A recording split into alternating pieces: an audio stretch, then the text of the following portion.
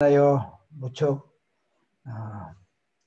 어지럽고 이런 가운데 많이 참석지 못하고 집에서 줌으로 보는 믿음의 형제들도 있습니다. 주여, 어디서 있든지 주님의 말씀을 깊이 깨닫고 명상함으로 말미암아 하늘의 백성으로 아름답게 꼴지어지는 한 시간이 되도록 주여 도와주시옵소서. 아멘. 혹시 여러 가지 사정이 있어서 나오지 못하는 형제자매들이 있다면 주님께서 특별히 기억하여 주시고 도와주셔서 더 큰 믿음을 가지고 주님 전에 열심으로 나올 수 있도록 도와주시옵소서. 오늘 말씀을 전하신 목사님에게 능력과 힘을 주셔서 그 말씀이 우리 심령을 하늘 백성으로 아름답게 꼴져질 수 있도록 능력 있는 말씀으로 같이 하여 주시옵소서.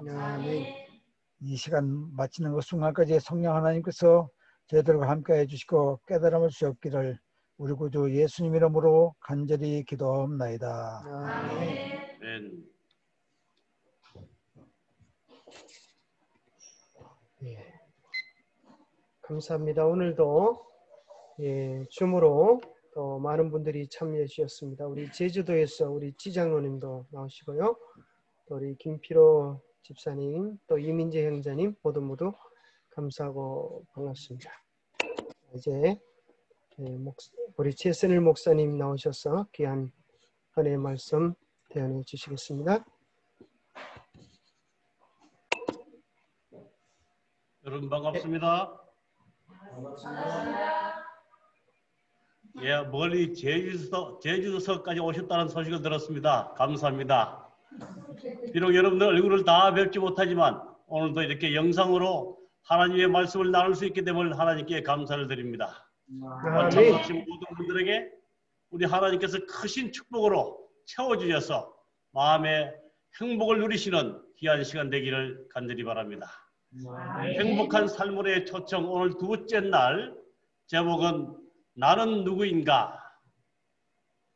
저는 어제 질문 행복이 무엇인가? 오늘 질문 나는 누구인가? 이 질문들이 스쳐 지나가듯 생각하면 되게 쉬운 것이지만 깊은 의미를 두고 생각하면 참 어려운 질문이기도 합니다. 정말 나는 누구인가? 오늘 이 주제로 함께 말씀을 나누고자 합니다. 시골에서 한 할아버지가 처음 보는 듯한 초등학생이 하나 왔길래 물었습니다. 얘야, 네 누구? 하니까 이 학생이 대답하는 말이 저요? 저는 우리 아버지 아들인데요. 이렇게 답을 했습니다. 그러니까 그 할아버지가 다시 묻습니다. 그럼 네 아버지는 누구? 이때 이 초등학생이 하는 말이 우리 할아버지 아들인데요. 이 할아버지가 어이가 없듯이 이놈! 하고 혼냈다는 이야기가 있습니다. 네 누구? 너는 누구냐? 참 이 질문에 어쩌면 이 어린아이는 가장 바른 대답을 했습니다. 우리 아버지 아들입니다. 얼마나 정확합니까? 예, 우리 고대 그리스의 유명한 철학자 소크라테스는 유명한 말을 했죠. 너 자신을 알라. 근데 이 소크라테스가 너 자신을 알라는 이 말의 배경을 보면 그 당시 그리스에 많은 철학자들이 있었습니다. 근데 그들 스스로가 이 땅에 어떤 많은 것들을 안다고 자만하고 있었어요. 소크라테스가 그들의 상태를 바라볼 때 너무나 속이 빈 깡통과 같은 그들이 너무 자구함을 뽐내고 남에게 무엇인가 드러내고자 하는 그런 삶을 보면서 그들에게 한 말이 너 자신을 알라라고 말했다고 합니다. 오늘날 많은 사람들이 내 스스로를 얼마나 알고 있을까요? 정말 너가 누구냐고 묻는다면 뭐라고 정확한 답을 할 수 있을까요? 베이컨이라는 이 영국의 철학자는 정말 서양 철학자를 통틀어 최고직관직에 올랐던 인물이기도 합니다. 그는 또한 말하기를 아는 것이 힘이다. 정말 아는 것이 힘이기도 합니다. 알아야 면장을 하죠. 그런데 이 두 말을 합쳐보면 너 자신을 아는 것이 힘이다. 소크라 베이컨 제가 만들어 봤습니다. 소크라 베이컨, 너 자신을 아는 것이 힘이다. 정말 오늘날 우리 사람들이, 인간들이 내가 누군가를 분명히 아는 것은 내 삶에 굉장한 에너지를 준다는 사실을 저는 경험해 봤습니다. 제가 나이 27살 때 이제 막 결혼을 하고 옥상에 올라와서 어느 가을에 어느 목사님의 말씀을 듣는데 정말 너가 누구냐는 이 질문에 대답하신 그 목사님의 말씀의 대답이 얼마나 제 가슴 속에 와 닿았는지 이제 말씀을 통해서 좀 알려드리고자 합니다. 이 법정 스님이 또 이렇게 말했습니다. 나는 누구인가 스스로 물으라. 자신의 속 얼굴이 드러나 보일 때까지 묻고 또 물어야 한다. 근성으로 묻지 말고 목소리 속에 목소리로 귀 속에 귀에 대고 간절하게 물어야 한다. 참 생각하기 싫어하고 아무 생각 없이 살아가는 젊은이들에게 정말 무엇인가 경종을 울리는 메시지 같습니다. 나는 누구인가 스스로 물어야 하는데 내 자신의 속 얼굴이 드러나 보일 때까지 묻고 또 물어라. 간절하게 물어라.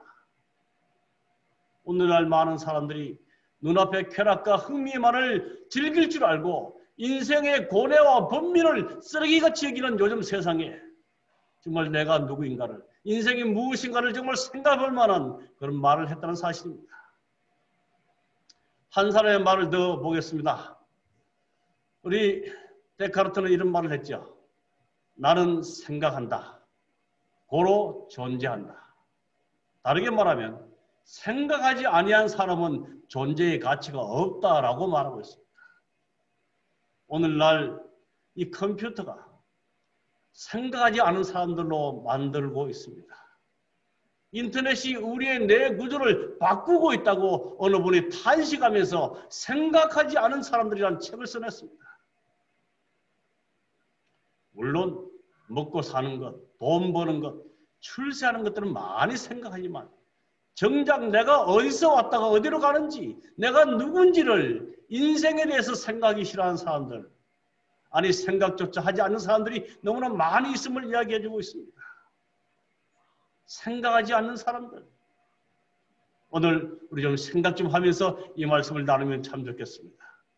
제가 그림 하나를 좀 보여드리겠습니다. 여러분 이 사진을 잘 보면 어떤 분의 눈에는 아가씨로 보일 것이고 어떤 분의 눈에는 할머니로 보일 것입니다. 여러분 좀 보이십니까? 네. 둘 다 안 보이십니까? 네, 이 그림은 참 묘하게 그려놔서 마음씨 고운 분은 아가씨로 보이고 두 얼굴의 그림입니다. 내가 누구인가를 생각하기에 따라서 우리 인생은 많이 달라질 것입니다. 찰스 다윈의 진화론처럼 우리가 한낱 원숭이의 후손이라고 생각한다면 우리는 짐승처럼 살아갈 것입니다. 그러나 성경에 기록된 창조를 우리가 듣고 믿으면서 내가 하나님의 아들이라고 생각한다면 하나님의 아들처럼 귀하게 지어짐을 받은 존재라고 생각한다면 우리는 하나님의 아들처럼 살아가게 될 것입니다. 여러분 우리가 누구인가? 나는 누구인가? 정말 내 자신을 아는 것은 오늘 저녁 굉장히 중요한 주제입니다. 여러분 이 사람의 얼굴을 아시죠?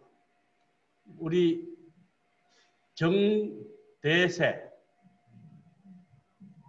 맞죠? 네, 정대세. SBS 힐링 캠프에 기쁘지 아니한가에 출연한 우리 정대세의 얼굴입니다. 이 축구 선수가 한 번은 이 시상식에서 하염없는 눈물을 흘리고 있었습니다. 그때 SBS에서 이분을 찾아가서 한번 불러서 이렇게 묻습니다. 그때 왜 그렇게 울었냐고.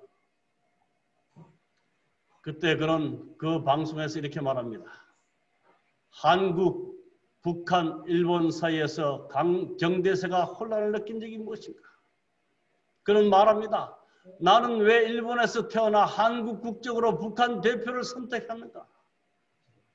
그러면서 그가 운 이유를 이렇게 말합니다.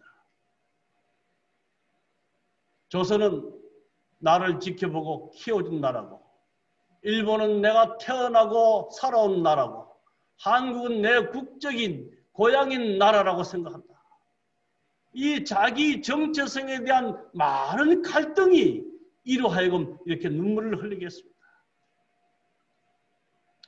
여러분, 우리가 성경에 기록된 믿음이란 여러 가지 의미가 있습니다. 히브리서 11장 11절에 보면 믿음이란 보이지 않는 것의 실상이라고 말하고 있습니다. 믿음이란 또 어떤 면에서 나의 먼 미래를 나보다 우리 하나님께서 더 잘 아셔서 선한 길로 인도하여 주신다고 우리는 믿고 있습니다. 오늘 저는 제 자신의 믿음이란 이 정의 속에 믿음이란 자기 존재에 대한 합리적인 이해이다. 내가 누구인지를 분명히 아는 것이 믿음이라고 저는 제 나름대로의 정의를 하나 가지고 있습니다. 우리가 누구인지 알고 사는 것은 굉장히 인생에 중요합니다. 한 사진을 소개합니다. 제 아버님과 저입니다. 제 이름은 최선일입니다. 제가 왜 최가인 줄 아십니까? 물론 제 아버님이 최시기 때문에 제가 최가이죠. 너무나 당연합니다. 근데 제가 이 최가 이 성을 가지고 올라가면 어디까지 올라갈까요? 아마 이 말씀을 들으시는 분들 중에 김시성을 가지신 분도 계시고 이시성, 박시성을 가지신 분도 계실 거예요. 우리가 다 올라가면 올라가고 계속 올라가면 어디까지 올라갈까요? 악역 끝에 알까지 올라갈까요? 제가 오래전에 약 20년 전에 아침마당에 한 프로그램을 본 적이 있습니다. 한 여인이 어릴 때 잃어버린 아버지를 찾기 위해서 이 KBS 방송국에 신청을 했는데 이날 마침 프로그램에 아버지를 만나는 그 장면이 나왔습니다. 근데 사회자가 이 여인에게 묻습니다. 아버지를 만나면 제일 먼저 물어볼 말이 뭐냐고 물었어요. 아마 많은 사람 같으면 여러 가지 질문을 하겠죠. 근데 이 여인이 이렇게 지금 말했습니다. 내가 아버지를 만나면 나는 첫 번째로 아버지 내가 김씨가 맞아요 하고 물어볼 겁니다. 기상천외의 질문 대답이었어요. 아버지 내가 맞으면 내가 김씨가 맞아요 하고 물어볼 것입니다. 이 사회자가 당황했습니다. 왜 그렇게 질문합니까? 이 여인의 사연은 정말 어릴 때야 부모님을 잃어버리고 정말 고아로 살다시피 왔다 갔다 옮겨가면서 살다가 나이가 들어서 신랑을 만나서 결혼을 했는데 이 남편이 술만 먹으면 이 여인을 구박하는데 족보도 모르는 여자라고 구박한다. 그런 구박을 들을 때마다 이 여인은 정말 아버지를 만나고 싶은 내가 누구인지를 알고 싶은 그 욕망이 얼마나 서럽게 솟구쳤는지 그날 아버지를 만나는데 첫 번째 질문이 아버지 내 성이 김씨가 맞아요? 여러분 그때 놀랍게도 커튼 뒤에서 아버지가 나오면서 하시는 말씀이 요 뒤에 나옵니다. 넌 김씨가 아니고 허씨야. 그러면서 딸을 부둥켜 안고 우는 모습을 봤습니다. 이 여인이 그토록 아버지를 찾고 싶었던 이유는 내가 누구인지를 알고 싶었습니다. 우리 사람들은 아버지를 모르면 나를 알 수가 없습니다. 그래서 우리는 제가 최가인 것은 제 아버님이 최시기 때문에 제가 최가인 것이 너무나 당연합니다. 근데 중요한 것은 우리의 성들이 다 다른 성이 있지만 올라가면 어디까지 올라가고 누굴 것인가 하는 것이죠. 한국인의 성 역사, 한국인 성시대에서 이렇게 나온 게 있습니다. 삼국시대에 처음으로 성을 사용하기 시작했고 고려시대 양민도 성시를 쓸 정도로 보편화되었고 1909년 이후에 모든 사람이 성과 본을 가지게 되었다. 저희 아버님이 원래 93세입니다. 근데 모든 사람이 성과 본을 가지게 된 것이 불과 111년 전밖에 안 된다는 사실. 그전에는 성도 없고 본도 없이 살아왔습니다. 그래서 2015년에는 이 한국인의 성의 종류가 2015년에는 엄청 많이 있습니다. 그런데 여기 한 성을 공부하는 사람이 발표하기를 한국인의 90%가 가짜 성이고 가짜 족보를 가지고 있다. 참 놀랄 일이죠. 어처구니 없는 일입니다. 그러면서도 우리는 아직도 가끔 양반 상놈을 따질 때가 좀 있습니다. 그런데 90%가 가짜 성이요, 가짜 족보였다. 어쨌든 우리 인생은 다 이 뿌리가 있습니다. 다 족보를 가지고 있어요. 그런데 놀라운 것은 성경에도 족보 이야기가 나옵니다. 여기 창세기에 이런 족보가 나옵니다. 길어서 제가 짧게 읽겠습니다. 아담의 자손의 계보가 이러하니라 하면서 하나님이 사람을 창조하실 때 남자와 여자를 창조하였고 그들이 창조되던 날에 하나님이 그들에게 복을 주시고 그들의 이름을 사람이라 일컬으셨더라. 3절에 아담이 130세에 자기 모양 곧 자기 형상과 같은 아들을 낳아 이름을 셋이라 하였고 이제 쭉 넘어가고요. 아담이 셋을 낳은 후 800년을 지나며 자녀를 낳았고 넘어가서 노아가 500세 된 후에 셈과 함과 야벳을 낳았더라. 이렇게 구약시대에 아담의 계보가 나옵니다. 그래서 첫 번째 나오는 말이 하나님이 사람을 창조하실 때에라고 이렇게 말합니다.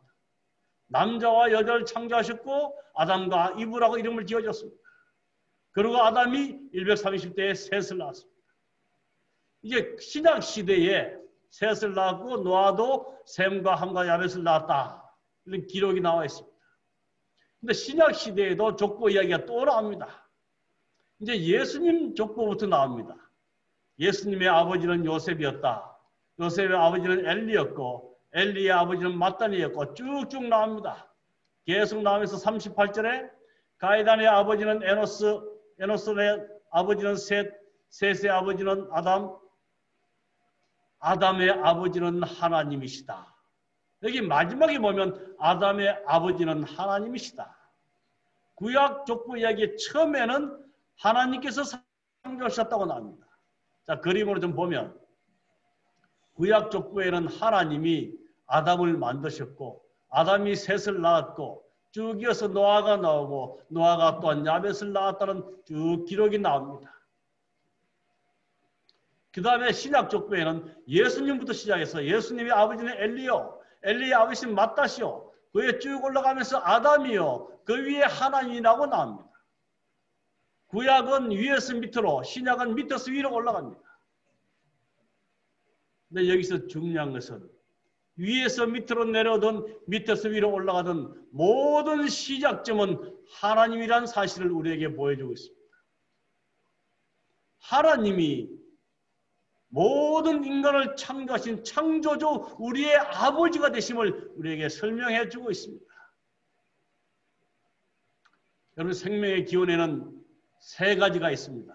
하나는 진화론, 하나는 창조론, 또 하나는 불가지론은 있지만 알 수 없다는 것은 좀 빼겠습니다.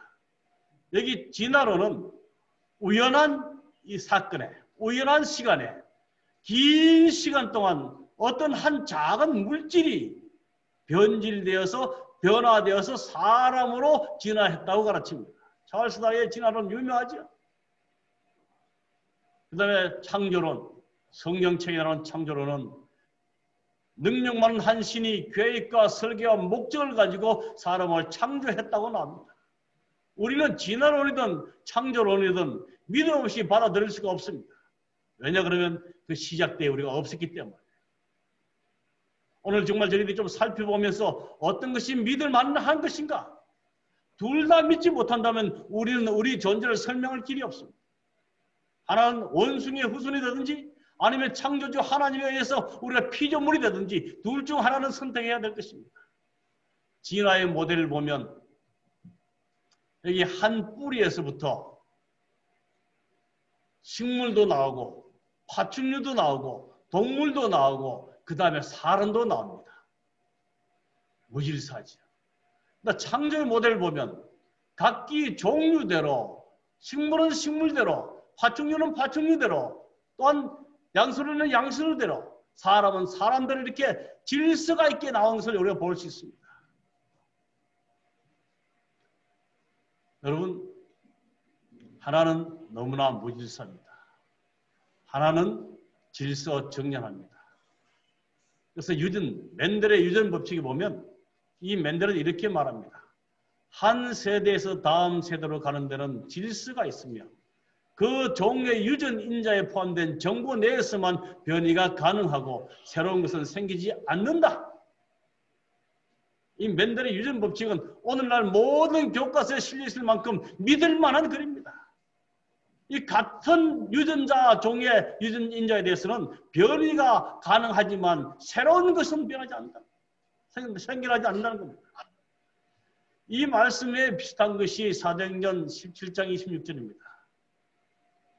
인류의 모든 족속을 한 혈통으로 만드사 온 땅에 거하게 하시고 사람이 어떤 작은 아메바로부터 시작해서 양수류가 되고 파충류가 되고 원숭이가 돼서 사람으로 진화된 것이 아니라 인간의 한 혈통으로 만들어서 사람이 사람으로부터 탄생했음을 이야기해 주고 있습니다. 더 구체적인 설명이 창세기의 세상을 창조할 때 기록된 말씀입니다. 창세기 1장 11절에 보면 하나님이 가라사대 땅은 풀과 씨 맺는 채소와 그 다음 말이 각기 종류대로 씨 가진 열매 맺는 과목을 내라 하심에 그대로 되었다. 여기에 분명히 말씀하시기를 각기 그 종류대로 절대로 진화하거나 혼잡되지 아니하게 그 열매를 맺게 하였습니다. 더 구체적으로 말씀하시는데 1장 25절입니다. 우리 다 함께 읽어보실까요? 특별히 빨간 글씨를 더 힘있게 좀 읽어보면 좋겠어요. 하나님이 땅의 짐승을 그 종류대로 육축을 그 종류대로 땅에 기른 모든 것을 그 종류대로 만드시니 하나님의 보시기에 좋았더라. 여기에 말씀하신 그 종류대로의 의미가 무엇일까요? 결코 진화하거나 바뀌지 않음을 우리 주님께서는 정확하게 말씀해 주셨습니다. 우리 인간에 대해서 자꾸만 좀 살펴보겠습니다. 특별히 인간의 심장은 이중 펌프를 가졌다 그럽니다. 하루에 10만 번 이상 펌프질을 하는데 우리 인간의 몸속에 있는 혈관이 16만 킬로미터가 된답니다. 부산에서 서울까지 400km입니다. 근데 16만 킬로미터라면 부산에서 서울까지 몇 번이나 왔다 갔다 될까요? 그런 긴 혈관이 우리 몸에 있는데 이 주먹만한 심장이 계속 펌프질을 해서 우리의 피를 돌게 한다는 겁니다. 그래서 여기 신문에 보면 이런 글이 있습니다. 오류 용납하지 않은 설계, 인간의 한계에 절감한다. 우리 인간의 몸의 구조를 인간의 지식적으로 파헤쳐봐도 인간이 다 이해할 수 없습니다. 정말 수많은 신경계와 근육계들이 우리의 몸을 이루고 있습니다. 특별히 젊은 남녀가 결혼해서 참 사랑을 나누고 탄생한 이 아기의 새 생명의 과정은 정말 묘하기가 그지없습니다. 저희 큰딸이 결혼한 지 8년 만에 이제 임신이 되었습니다. 이제 4개월 되었어요. 얼마나 하나님께 감사하고 기쁜지 모릅니다. 여러분, 참 남녀가 결혼해서 사랑을 나누며 생겨나는 그 새 생명의 그 성장 과정은 이루 말할 수가 없습니다. 그죠? 그래서 시편 기자 다윗은 내가 주께 감사함은 나를 지으심이 신묘막측하심이라. 나를 지으심이 신기하고 묘하고 청량할 길이 없다. 우리 인생이 얼마나 신기합니까? 그러면서 그는 또 말하기를 밤마다 내 심장이 나를 교훈하도다. 여러분, 저도 자면서 가끔 이렇게 몰아 누우면 제 심장 소리가 들립니다. 심장 소리를 들을 때마다 저는 이 밤마다 내 심장이 나를 교훈하도다 하는 이 말씀을 생각하게 됩니다. 제가 밤에 아무것도 하지 않고 심장 보고 내가 자지만 너는 계속 뛰어라고 스위치를 누르거나 어떤 명령을 하지 않아도 밤새도록 심장은 뛰고 있습니다. 누가 그렇게 일하고 있습니까? 여러분, 진짜 인간의 이 지으시면 우연히 긴 시간 동안 진화에 의해서 만들어진 것이 아니라 능력 많은 하나님께서 정말 설계를 목적을 가지고 지었음을 우리에게 분명히 설명해 주고 있습니다. 이 세밀한 조직을 누가 만들었는가? 여러분, 차는 몇 개의 부속품을 가지고 있을까요? 27,000개의 부속품으로 만들어졌다고 합니다. 근데 우리가 하늘을 나르는 이 비행기는 약 300만 개의 부속품으로 만들어져 있다고 합니다. 근데 지구 궤도를 뚫고 올라가는 우주선은 약 500만 개의 부속품을 가지고 만들어졌다고 합니다. 그러면 우리 인간은 몇 개의 부속품이 있을까요? 기계로 말한다면 약 100만 조개의 부속으로 이루어져 있다고 합니다. 그런데 긴 시간을 거쳐서 우연히 만약에 사람이 만들어졌다는 얘기는 누군가가 이렇게 이야기했습니다. 300만 개의 비행기 부속품이 이 사막의 모래 가운데 흩어져 있는데 갑자기 바람이 확 불어와가지고 비행기를 만들었다. 이렇게 돼야만 사람이 저절로 만들어진다는 설을 이야기해주고 있습니다. 근데 그렇게 비행기가 만들어질 확률이 제로라는 사실입니다. 여러분, 정말 인간의 이 창조는 신묘막측합니다. 저는 한번 필리핀에서 공부를 하면서 교통사고를 당했습니다. 이제 좌회전으로 학교로 들어가기 위해서 오토바이를 타고 있는데 뒤에서 어떤 차가 달려오는데 저녁 무렵이라 제가 뒤를 돌아보는 순간 그 차가 저를 못 보고 오는 것 같아요. 예상대로 그 차가 저를 박았습니다. 공중에 붕 떠서 떨어졌습니다. 이 왼쪽 얼굴, 다리, 이쪽 옆구리가 다 다쳤습니다. 근데 그 흔적이 흉터가 다리에는 아직도 남아 있습니다. 근데 얼굴은 놀랍게도 치유 회복이 빨랐습니다. 너무 신기했어요. 안 그래도 못생긴 얼굴에 까만 얼굴에 흉터까지 있으면 제가 목회하겠습니까? 그런데 이 얼굴에 난 흉터가 3개월이 되기 전에 다 없어졌어요. 제가 너무 신기해서 발에는 아직 한 25년이 지난 아직도 남아있는데 어쩐 일인가를 잘 아는 간호사한테 물어보니까 그 간호사 대답이 사람의 얼굴에는 모세 혈관이 다른 데보다 훨씬 몇 배 더 많이 있다는 거예요. 그래서 상처가 잘 회복되고 흉터가 사라진다고 이야기를 해주는 것을 들었습니다. 그때 저는 정말 하나님께서 너무너무 신기하게 만드셨고 너무너무 잘 만드셨구나 하는 것을 깨닫게 됐습니다. 여러분, 정말 우리 인간이 내가 누군가를 알고 살아가는 것은 내 삶에 얼마나 큰 에너지를 주는지 여러분 함께 경험하시게 되기를 간절히 바랍니다. 인간의 뇌가 있습니다. 우리 사람의 뇌가 요만해요. 그래서 다 잘 머리 맨 위에 있지만 달고 다닙니다. 근데 인간의 뇌에서 하는 모든 일들을 하기 위해서 건물을 지어야 된다면 미국에 있는 엠파이어 빌딩, 102층짜리 엠파이어 빌딩 모든 면적을 다 활용해야만 뇌가 할 수 있는 모든 일을 거기서 할 수 있다고 합니다. 그 복잡한 일을 우리 하나님께서는 이 작은 뇌 속에서 다 할 수 있게 만들었습니다. 그리고 인간의 뇌 속에서 움직이는 모든 것들을 전력으로 소모한다면 나이가라 폭포에서 쏟아지는 모든 물들을 전기로 만들어야만 뇌에서 하는 일들을 다 할 수 있다는 사실입니다. 정말 신묘막측하죠. 이런 인간이 어떻게 존재하게 되었을까요? 성경은 분명하게 말합니다. 창세기 2장 7절입니다. 주 하나님이 땅의 흙으로 사람을 지으시고 그의 코에 생명의 기운을 불어넣으시니 사람이 생명체가 되었다. 하나님이 아까 족보에도 보셨듯이 시작이나 끝이나 모두가 다 하나님이 시작되었음을 이야기해주고 있습니다. 땅의 흙으로 사람을 지으셨다. 생명의 기운을 넣으시니 생명체가 되었다고 말하고 있습니다. 좀 더 구체적으로 우리 하나님께서 하신 말씀입니다. 하나님이 가라사대 우리의 형상을 따라 우리의 모양대로 우리가 사람을 만들고, 예, 하나님이 하나님의 형상을 따라 하나님의 모양대로 안과 밖을 사람의 하나님의 모습으로 만들었다고 분명히 기록하고 있습니다.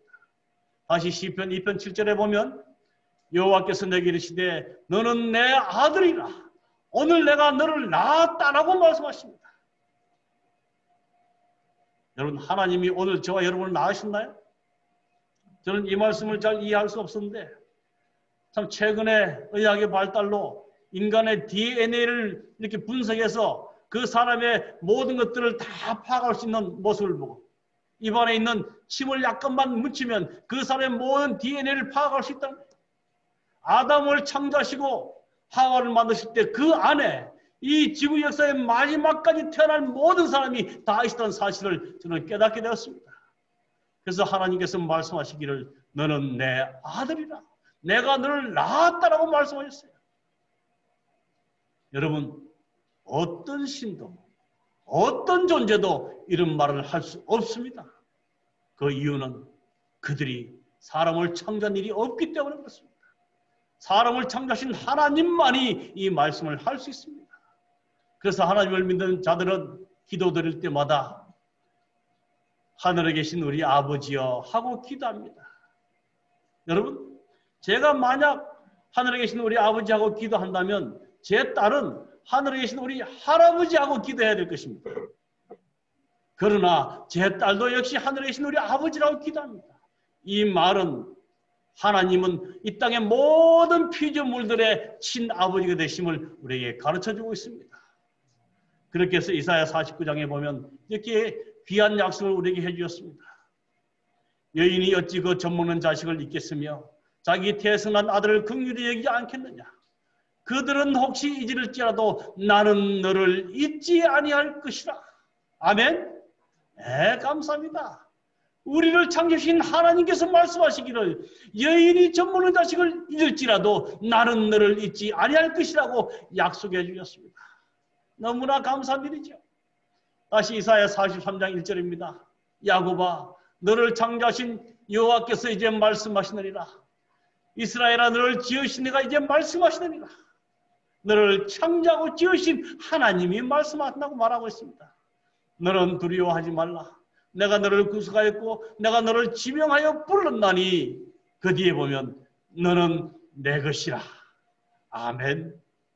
제 어머니가 교통사고를 당해서 이 골반이 5조각으로 부서졌습니다. 수술 후에 집에 누워 계신데 너무 절망적이었어요. 어느 날 전화가 와서 아들아 이사야 43장 1절을 좀 크게 이 컴퓨터로 뽑아서 나에게 좀 보내다. 그러면서 내가 그 글을 자꾸 보면서 내가 두려워하지 아니하고 내가 불안해하지 아니하면서 하나님이 나를 붙드시고 계시면 내가 좀 확인하고 싶다. 그래서 제가 이 글을 큰 A4 종이에다가 A3 종이에다가 여러 장을 복사해서 저희 부모님께 드린 적이 있습니다. 우리를 창조하신 하나님이 말씀하십니다. 두려워하지 말라. 내가 너를 구속하였고 내가 너를 지명하여 불렀나니 너는 내 것이라고 말씀하십니다. 여러분, 이 말씀은 창조주 하나님을 내 아버지로 모신 자들, 내 아버지로 믿는 자만이 이 말씀이 위로가 되고 힘이 될 것입니다.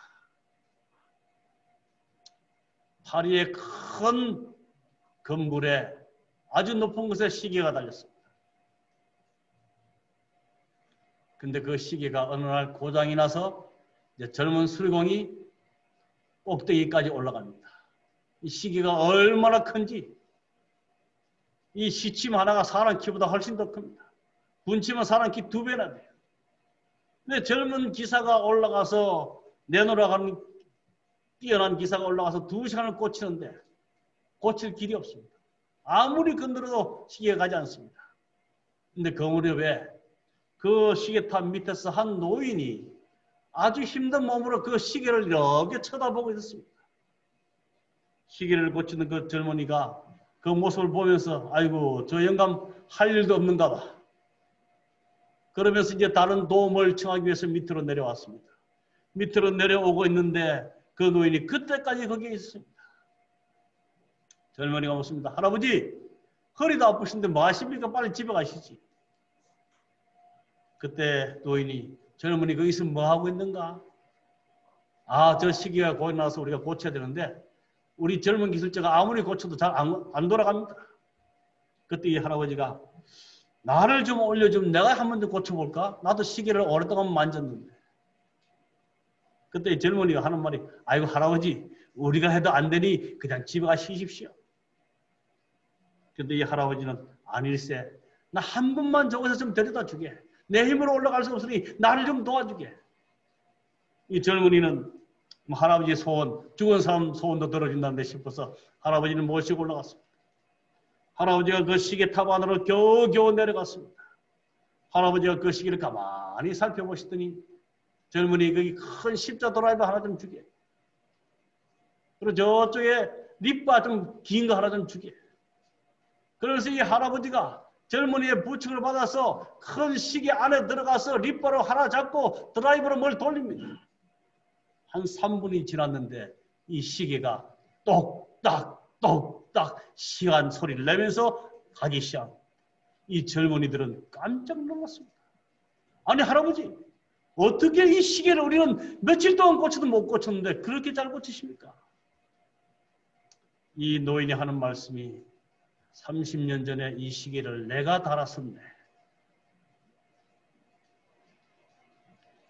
만든 이는 고칩니다.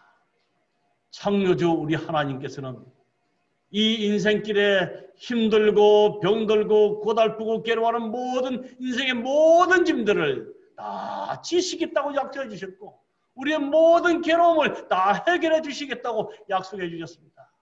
창조주는 살리시고 고칠 수 있음을 이야기해 주시면서 창조주 우리 하나님이 어린 예수가 되셔서 이 땅에 오셔서 하신 사업이 모든 인간들의 아픔을 달래주셨습니다. 그러면서 그분이 이제 하늘로 가시기 전에 마태복음 28장 20절에 이렇게 말씀하십니다.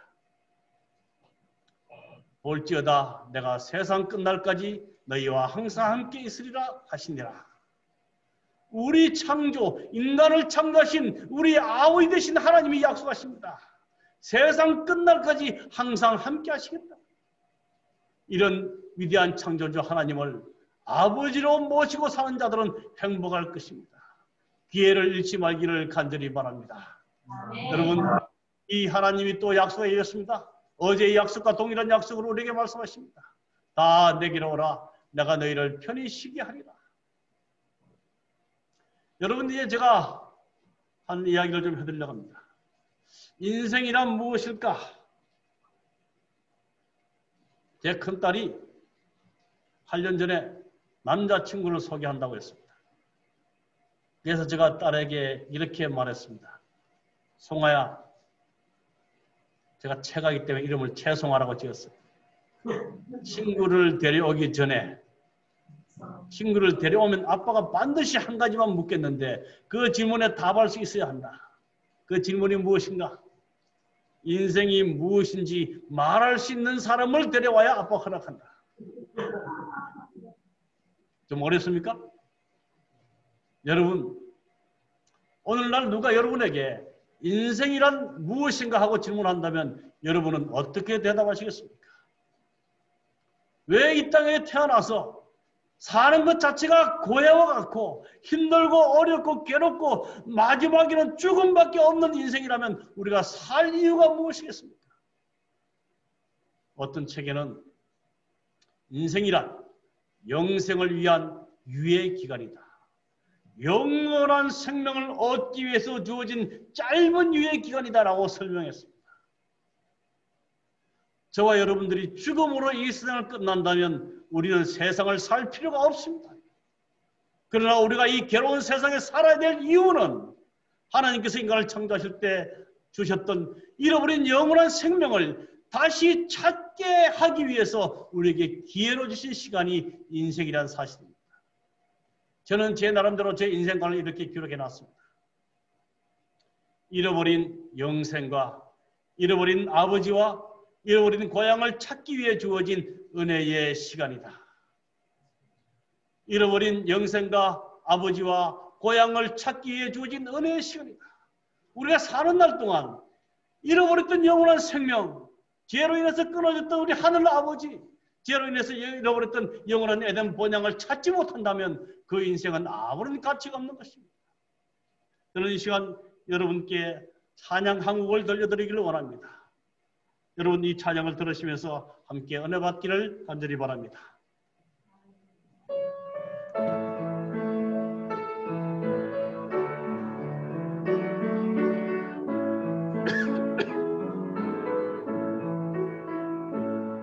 멀고 험한 이 세상 길 소망 없는 나 그대의 길 방황하고 헤매이며 정처 없이 살아왔네. 의지할 곳 없는 이 몸 위로받고 살고파서 세상 유혹 따라가다 모든 것을 다 잃었네. 무거운 짐 등에 지고 쉴 곳 없이 애처로운 몸 쓰러지고 넘어져도 위로할 자 내겐 없었네. 세상에서 버림받고 귀한 세월 방탕하다 아버지를 만났을 때 죄인임을 깨달았네.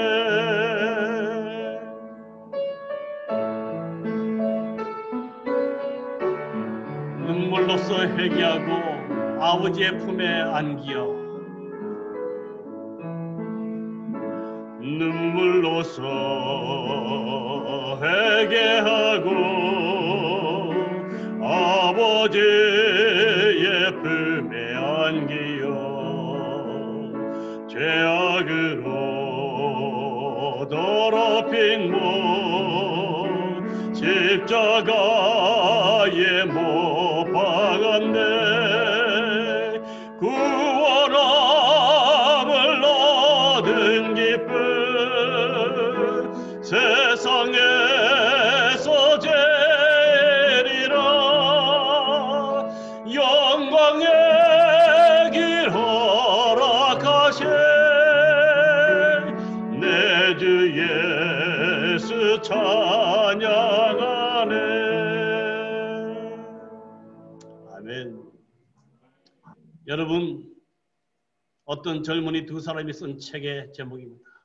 삶은 속도가 아니라 방향이다. 삶은 속도가 아니라 방향이다. 삶의 방향이 분명하다면 온 삶이 다 분명해진다. 하지만 삶의 방향이 분명하지 않다면 늘 인생은 문제투성이가 되고 말 것이다 라고 얘기했습니다. 시편 이사야 43편 3절에 우리 하나님께서 말씀하셨습니다. 내 이름으로 불려지는 모든 자 곧 내가 내 영광을 위하여 창조한 자를 오게 하라. 내가 그들을 지었고 내가 그들을 만들었느니라. 아멘. 하나님 말이 하십니다. 내가 그들을 지었고 내가 그들을 만들었느니라. 제가 하나님을 믿는 이유 중에 가장 큰 이유는 하나님이 아니면 제 존재를 설명할 길이 없습니다. 혹 설명할 길이 하나 있다면 아주 미미한 원숭이의 후손, 동물에 지나지 않는 것밖에 없는데 저는 그 사실을 인정하고 싶지 않습니다. 우리 하나님이 계시길래, 하나님이란 존재가 계시길래 내가 이 땅에 있다는 사실이 믿음으로 받아들일 때 얼마나 행복한지를, 내가 하나님의 아들이 있다는 사실을 인식하며 살아가는 것이 얼마나 큰 힘이 되는지를 저는 늘 경험하고 살아갑니다. 여러분, 저는 이 말을 참 좋아합니다. 우리는 귀양 중에 있다. 재림 신도의 가정 542쪽. 우리는 하늘 본향을 향하여 가고 있습니다. 사랑하는 성도 여러분, 사랑하는 이 자리에 참석하신 여러분, 우리는 본향으로 달려가야 할 것입니다. 영원한 생명을 다시 찾고 잃어버린 우리 아버지를 만나보고 잃어버린 우리 하늘 에덴 동산을 다시 우리는 찾아가야 할 것입니다. 다시 말씀드립니다. 인생이란 영생을 위한 위의 기간입니다. 잃어버린 영생과 잃어버린 아버지와 잃어버린 고향을 잘 찾기 위해 주어진 은혜의 시간임을 기억하시고 우리가 한낱 원숭이의 후손이 아니라 하나님의 아들이었음을 다시 한번 꼭 기억하시고 발견하셔서 남은 삶 동안 하나님의 아들답게 살아가시기를 간절히 바랍니다. 여러분, 고향, 이 고향이라는 단어는 언제 들어도 참 아름다운 단어입니다. 그런데 놀라운 사실은 이 고향이란 단어가 제가 신학을 공부하면서 배운 것이 있다면 아버지란 단어에서 이 고향이 왔다는 사실은 저를 너무나 감동시켰습니다. 그런데 이것이 맞다는 현실은 우리가 명절을 맞이할 때마다 고향을 갑니다. 근데 사실 명절을 맞이할 때마다 고향을 찾아가는 것이 아니라 부모님이 계신 곳을 찾아가는 것이 맞죠. 다시 말하면 이 고향은 아버지의 품이기도 합니다. 사랑하는 성도 여러분, 오늘 우리가 하나님을 아버지로 모시고 살아가는 선택을 한다면 우리 인생은 달라질 것이고 우리의 인생은 큰 힘이 생길 것입니다. 하나님은 우리를 창조하셨고 우리의 아버지가 되십니다. 이제 그 어떤 사람들처럼 고아처럼 살지 마시고 하나님을 아버지로 모시고 사는 가운데 우리의 삶의 행복과 기쁨과 은혜가 충만한 그런 삶이 되기를 간절히 바라면서 오늘 말씀을 마치겠습니다. 기도드리겠습니다. 하나님 우리 아버지, 오늘 행복한 삶의 초청 둘째 날에 우리가 누구인지를 말씀으로 가르쳐 주시니 참으로 감사합니다. 우리가 한낱 짐승이 아니라 능력 많으신 우리 하나님께서 목적과 계획을 가지고 우리를 창조하시고 영원히 살게 하셨지만 불순종의 죄로 인해서 죽음에 처하게 되었고 그 죽음에 처한 자들을 다시 살리시기 위해서 아들을 보내셨고 그러면서 다시 구속을 통하여 우리를 하나님의 아들로 삼아주신 그 은혜를 인하여 감사합니다. 주여, 오늘 누군가가 우리가 누구냐고 묻는 자들에게 내가 하나님의 아들이라고 확신 있게 말할 수 있는 믿음을 허락해 주시옵소서. 인생이 무엇이라고 묻는 자들에게 영원한 생명을 얻기 위한 유예의 기간이며 우리 인생은 잃어버린 아버지와 잃어버린 영원한 생명과 잃어버린 본향을 찾는 그 길이라고 기회라고 말할 수 있는 믿음을 허락해 주시옵소서. 하나님 아버지, 오늘 이 자리에 참석한 모든 분들에게 복 주셔서 이 말씀이 그들의 가슴에 깊이 새겨지게 하시고 그들의 인생을 바꿀 수 있는 은혜의 말씀 되도록 복을 더해 주시옵소서. 내일 다시 만날 때까지 하나님의 은혜가 함께해 주시기를 예수님 이름으로 간절히 기도드립니다. 아멘. 네, 여러분 감사합니다. 내일 또 뵙겠습니다. 안녕히 들어가십시오. 감사합니다.